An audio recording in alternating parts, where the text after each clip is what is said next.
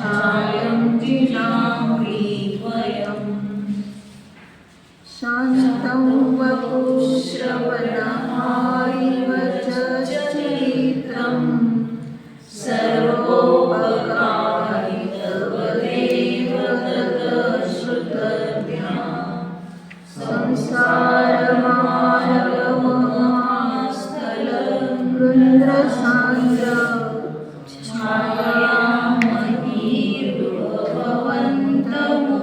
छायामहीर्भवन्तमुपाश्रयन्ते स्वामिन्नद्यविनिर्गतोऽस्मि जननी गर्भान्धकूपोदरात्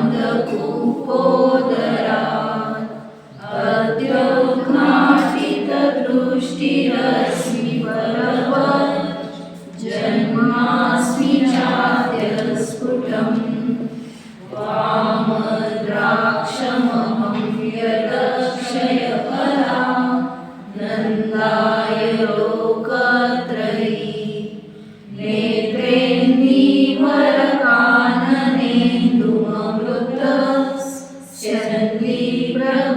नेत्रेन्दीवरकाननेन्दुममृतस्यन्दिप्रभाचन्द्रिकम्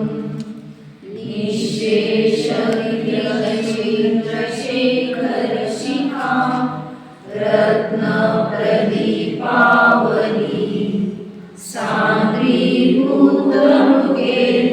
सान्द्रीभूतमृगेन्द्रविष्टरकटी माणिक्यदीपावली वेयं श्रीवचनिस्पृहत्वमिदमी द्युहातिगस्त्वादृश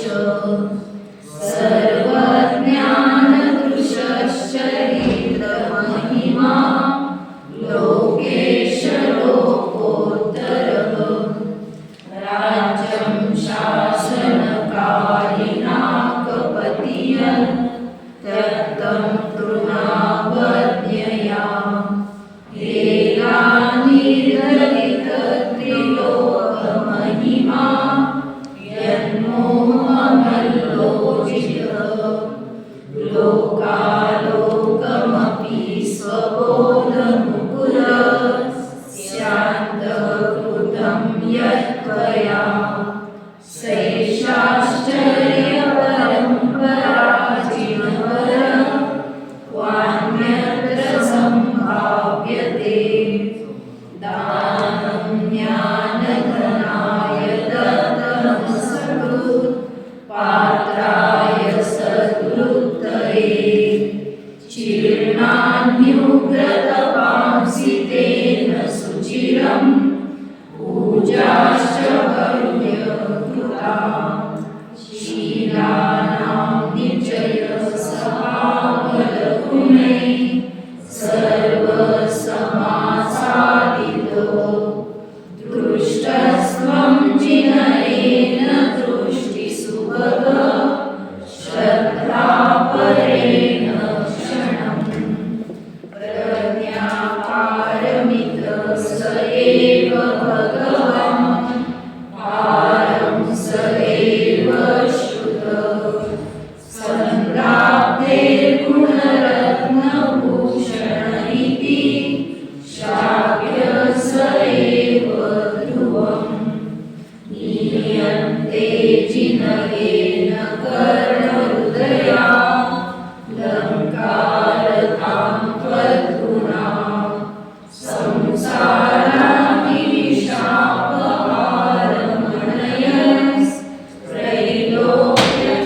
संसारामिषापहारमणयस्त्रैलोक्यचूडामणि जयति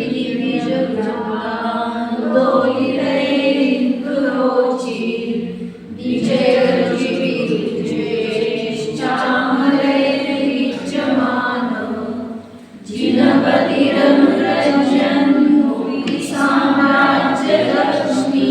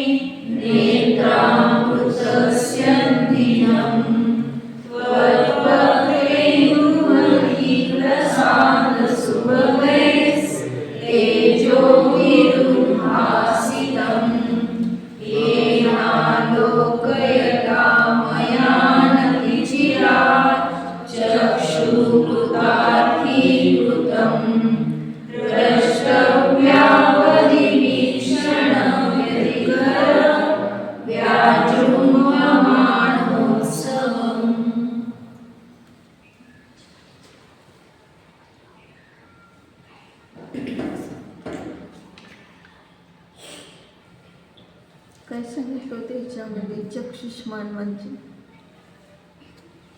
अहमेव चक्षुष्मान, डोळस. या जगामध्ये मीच एकटा डोळस आहे. का? तर भगवंतांना पाहिलं. भगवंतांना पाहिल्यानंतर जो पाहतो तो डोळस होतो. हिच्यात हे सांगितलं. तोपर्यंत तो अंधा आहे. मग अशा रीतीने आपण सुद्धा आपल्यावर कसं घटवायचं? जोपर्यंत भेदविज्ञानाचे नेत्र नाही तोपर्यंत अंध आहे, आणि भेदविज्ञानाचे नेत्र उघडले तर खरा डोळस झाला. म्हणजे आम्ही डोळस केव्हा होतो? स्वभावाला जाणलेलं असताना.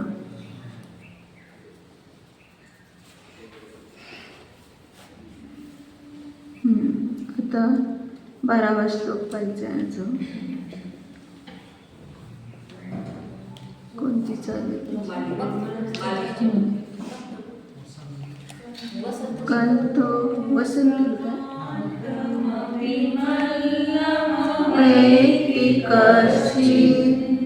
मुक्तो मुकुंद मरविंद चमिंदु मौलिं मोहीकृत त्रिदशयोषितवाङ्गपात तस्य त्वमेव विजयी जिनराजमल्ल. मग काय म्हटलं या ठिकाणी? म्हणायचे का श्लोक? सकान्तमपि मल्लमवैति कश्चिन् मुग्धो मुकुन्दमरविन्दजमिन्दुमौलिं मोहीकृत त्रिदशयोषितवाङ्गपात तस्य त्वमेव विजयी जिनराजमल्ल. भगवंतांना म्हटलं मल्ल. कशी भगवान आहे? जिनराज मल्ल. कारण का? तर या ठिकाणी काय म्हटलेलं आहे की कश्चित मुग्धः सकान्तमपि मुकुंदम अरविंदजम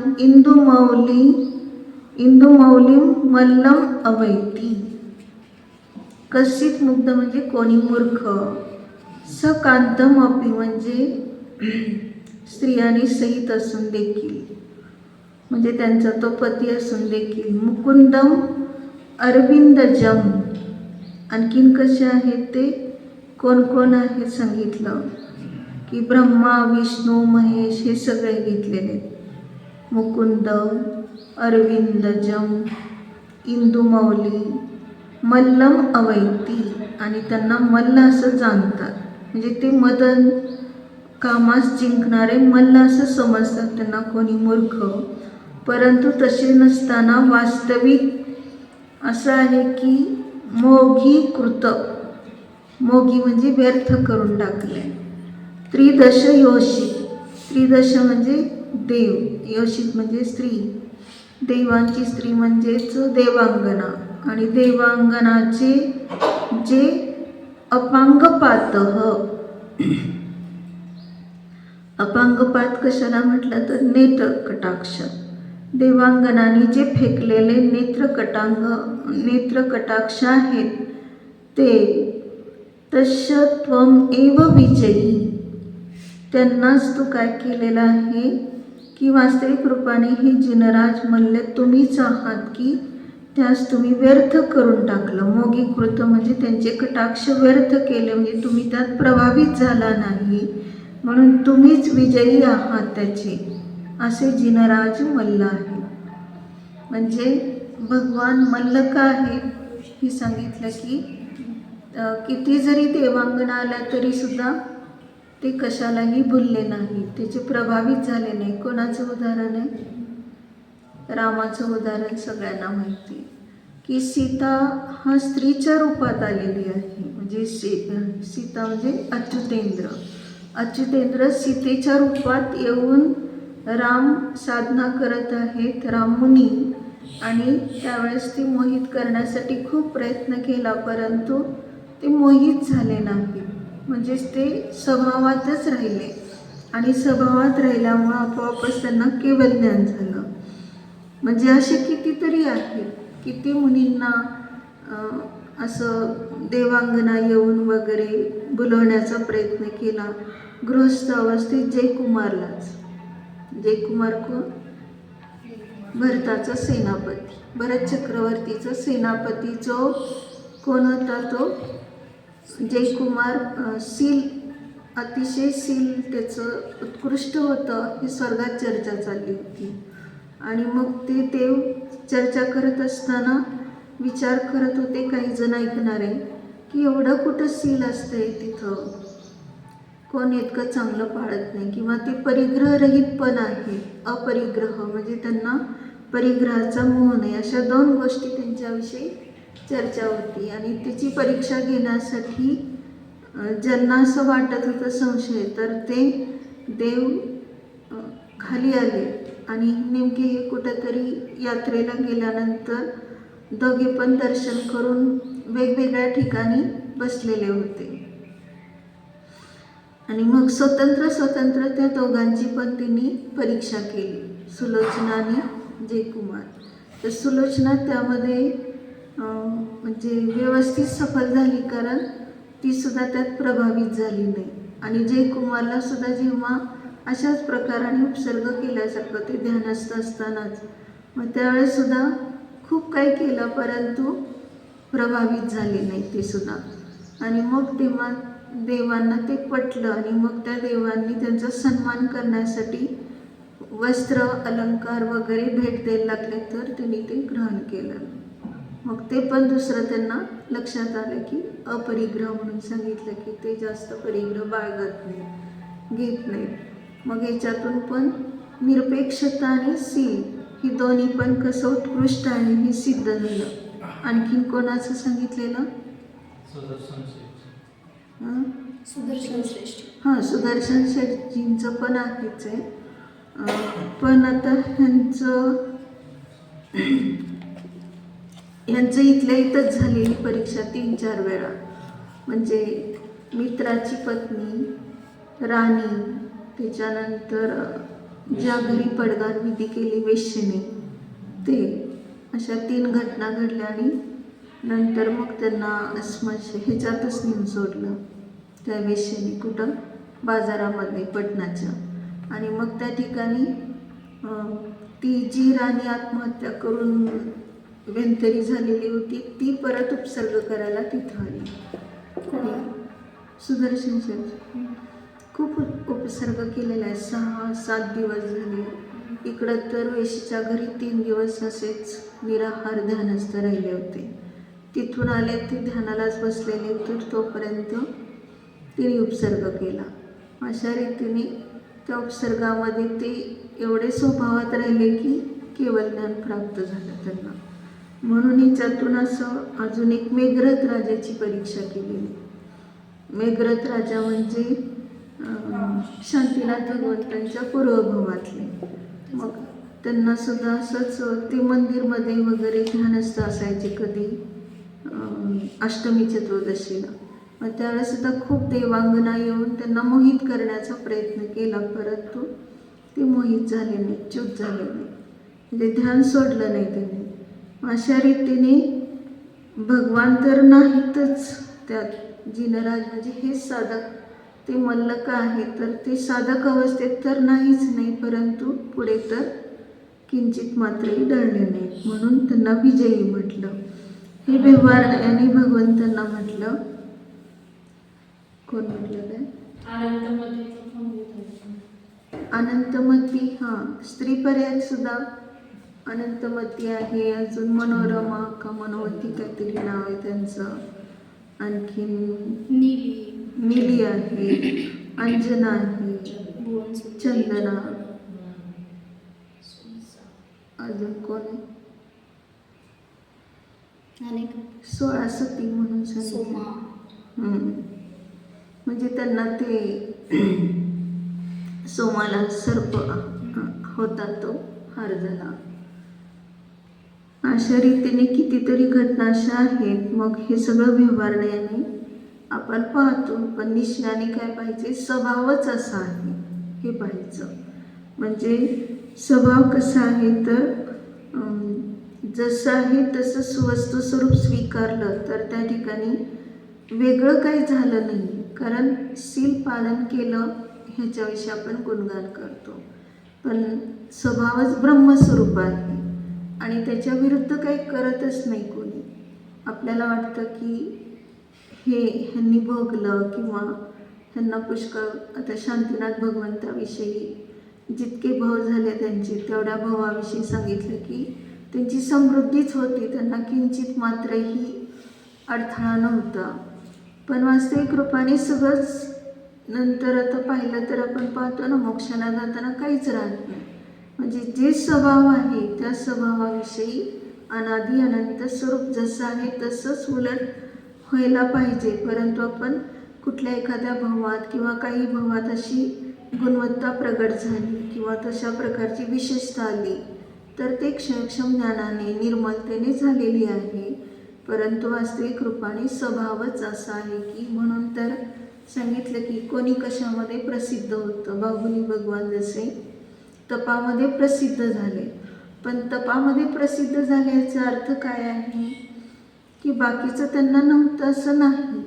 सम्यक दर्शन, ज्ञान, चारित्र्य सगळं काय आहे, पण विशेषता काय आली तर तशा प्रकारची योग्यताच प्राप्त झालेली होती आणि त्या योग्यतेनुसार एका अंगठ्यावरच उभा राहून त्यांनी तप करण्याचा विचार केला. तर 1 वर्षभर त्यांना अशा रीतीने त्याच अवस्थेमध्ये राहून नंतर त्यांना केवळ ज्ञान झालं. म्हणजे याच्यातून लक्षात घ्यायचं की तपाचा काळसुद्धा 1 वर्षच सांगितलं आहे जास्तीत जास्त, त्याच्यानंतर राहत नाही. म्हणून 1 वर्षात त्यांचं पूर्ण झालं म्हणून तपस्वी म्हटले त्यांना. मग उपवासाचं 1 वर्ष. 1 वर्ष काळ, त्यापेक्षा जास्त नाही. मग याच्यातून आपण हे लक्षात घ्यायचं की एकतर ते च्युत होतील किंवा स्वर्गवास होईल किंवा काही केवळ ज्ञान. आता ते शंभू कुमार ना, त्या चंद्रनाथाचा नवरा होता, शूर्पणखा. शूर्पणखाचा. मग ते म्हणतात की 12 वर्ष त्यांनी तपस्या केली, झाडं उगवली. म्हणजे मग मध्ये खायला प्यायला ती आणून देत होती रोज मग डबा. सोडत होता का तो ध्यान, असं म्हणायचं? ते डबा ठेवत होते. असं विद्या सिद्ध करणारे असतात ना, ते रोज भोजन करतात, त्यांना फक्त आणून देतात, एवढंच आहे. म्हणजे मौन वगैरे सोडलं ना, बाहेर आलेच की जेवायचं म्हणल्यावर तप सोडलंच म्हणायचं. 12 वर्ष तपस्या केली कसं म्हणायचं? म्हणजे ते विद्या सिद्ध करण्यासाठी तशा प्रकाराने केलं जातं. पूर्ण काही त्यांचं मुनीसारखं नसतं तप ते, म्हणून त्यांना तपस्वी म्हटलं जात नाही. आता ह्याने पण, रावणाने पण 8 दिवस विद्या सिद्ध केली. बहुरूपी 8 दिवस त्यांनी तिथंच बसून राहिला. अष्टानिक होतं आणि त्यावेळेस मंदिरमध्येच असं बसून राहिले. परंतु विद्या सिद्ध करायला जितका काळ लागतो त्याच्यामध्ये जर उपसर्ग झाला तर लवकर विद्या सिद्ध होते. म्हणजे त्यात जर निश्चल राहिले तर मग ते बहुरूपीने विद्यासुद्धा त्यांना त्यांच्या त्या ह्याच्या आधीच सिद्ध झाली. कारण रामाच्या पक्षातले काही जण तिथं उपसर्ग करत होते त्यांना. मग त्या उपसर्गामध्ये ते निश्चल राहिल्यामुळं लवकर सिद्ध झाली त्यांना. म्हणजे त्यामध्ये पहिल्यांदा मंदोदरीचं असं दाखवलं की ती खूप ओरडते, आक्रोश करते, सगळं केस वगैरे असे विखरलेले आहेत आणि माझ्या शिलावर असं म्हणजे संकट आलेले वगैरे असं, तर रक्षण करा, तुम्ही काही मुनी नाही आहे, लवकर या, हे ध्यान सोडून या वगैरे असं दाखवलं. परत सगळ्या जितक्या 18,000 राण्या होत्या त्याच अशा पण दाखवल्या की सगळ्यांनाच असं त्रास होऊ लागलेला आहे. त्या सगळ्या समोर येऊन सुद्धा विनंती करतात, पण त्याच्यातसुद्धा ते निश्चल राहिले. म्हणजे रावणाला इतकी दृढता होती, त्यांनी जर मोक्षासाठी असं केलं असतं मुनी होऊन तर केवढं त्यांना फायदा झाला असता. परंतु नारायण प्रतिनारायणाची योग्यताच तशी. म्हणून आपण आपल्या स्वभावात राहून जर हा विचार केला तर वास्तविक रूपाने अनेक वृत्ती वगैरे जे दिसतात तर ते शेवटी सगळंच विलीन होते, काही राहत नाही. म्हणून जो स्वभाव आहे तेच राहतं. म्हणजे त्यांच्या तपस्येमध्ये खंड पडत असतो ना, का अखंड करतात ते तपस्या, ज्यांना विद्या सिद्ध करायची ते? ज्यांना विद्या सिद्ध करायची ते काही त्यांचा ठराविक काळ असतो तोपर्यंत ते अखंड करतात, पण फक्त मध्ये खानापिना वगैरे यासाठी सोडत असतील. म्हणजे तो खंडित करायला आला ना लक्ष्मण, असं म्हणलं जातंय त्याला, ते त्या साधनेतून. लक्ष्मणाने खंडित केलं नाही. घटना काय घडलेली होती की ते इतकं उगवलेलं होतं आणि त्यात तो बसलेला नाही आहे. नाही, रावणाची तपस्या, बहुरूपिणी विद्या सिद्ध करायला बसला त्यावेळेस लक्ष्मण विघ्न करायला गेला, तर राम म्हणाला की त्याच्या साधनेमध्ये अडथळा नाही करायचा, खंड नाही पडायचा. रामाने त्यांच्या संपूर्ण पक्षाला सांगितलेलं होतं की जे ध्यानाला बसलेले असतात त्यांना उपसर्ग करायचा नसतो. मग तरीसुद्धा ते काही लोक गेलेच होते. मग तिथं जो यक्ष होता मंदिरच्या बाहेर, तो त्या यक्षाने आत जायला परवानगी दिली नाही त्यांना. तुम्ही त्यांच्या म्हणजे आत जाऊ शकत नाही, ते ध्यानस्थ आहे. मग त्यावेळेस ते म्हटले तुम्ही कोणाचा पक्ष घेता, अन्यायाचा पक्ष घेता वगैरे, हे सगळं कशासाठी चाललं आहे. मग हे सगळं सांगितल्यावर यक्ष म्हटला ठीक आहे, त्यांच्या अंगाला हात न लावता तुम्हाला काही करायचं आहे ते करू शकता, सांगितलं शेवटी. मग त्याच्यानंतर हे केलं, म्हणजे त्यांच्या अंगाला हात न लावता हे सगळ्या राण्यांचं वगैरे उपद्रव दाखवला त्याने, म्हणजे त्याच्यातनं तरी च्यूत होईल. पण तो च्यूत नव्हता. म्हणजे आता त्याची योग्यताच तशी होती की त्याला ती विद्या सिद्ध होणार आणि मग त्याच विद्येच्या कारणाने त्याचं मरण पण होणार होतं. कारण जितके त्यांनी रूप बनवली त्यामध्ये असं कोणालाही वाटू नये की हा रावण खरा कोणता आहे ह्याच्यातला. म्हणजे तो कसा राहावा, सुरक्षित राहावा ह्या दृष्टीने त्यांनी ते केलेलं. परंतु ते लक्ष्मणाने ओळखलं व्यवस्थित आणि मग ते ओळखल्यानंतर काय झालं, तिथं बरोबर त्याला बसलं ते घाव. म्हणजे याच्यातून फक्त एवढाच बोध घ्यायचा आहे की जितके निश्चल राहिले आणि त्याच्यातनं तरले तर ते सगळं स्वभाव आहे तसा निश्चल म्हणून निश्चल राहू शकतात. तसं आम्ही सुद्धा यामध्ये अशी दृढता ठेवली पाहिजे की काही झालं तरी ह्या सर्वापासून भिन्न माझा आत्मा आहे हे निश्चल होऊन जाणलं पाहिजे. आणि मग प्रसंगानुसार कर्माचा उदय कोणताही आला तरी सुद्धा मग त्याला तो घाबरत नाही.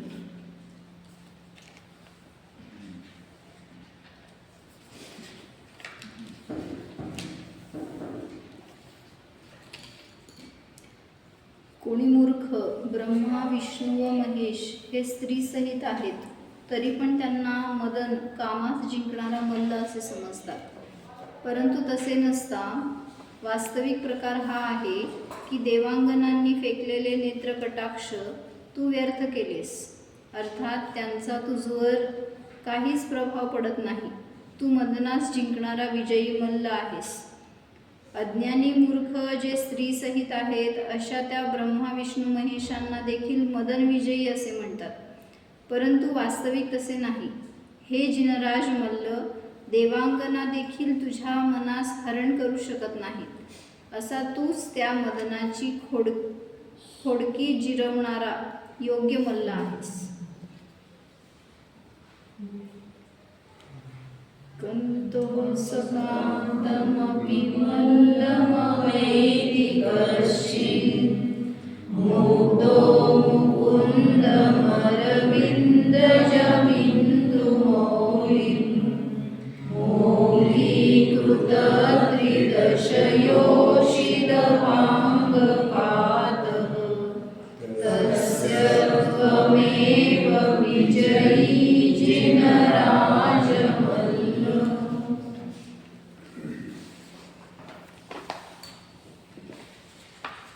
काम विकारला जिंकणाऱ्याला मल्ल म्हणायचं. मल्ल तर म्हणजे मल्ल म्हणजे हा शूरवीर पराक्रमी असतो. मग खरा शूर कोण आहे तर निष्काम स्वरूपात राहणारा खरा शूर आहे, म्हणून त्याला मल्ल म्हणायचं. मल्लीनाथ भगवंतांची स्तुती घेतली ना स्वयंभू स्तोत्रामध्ये, मल्लिमशल्यम शरणमितोस्मी, म्हणजे शल्यरहित मल्लीनाथ भगवान आहेत, त्यांना मी शरण जातो.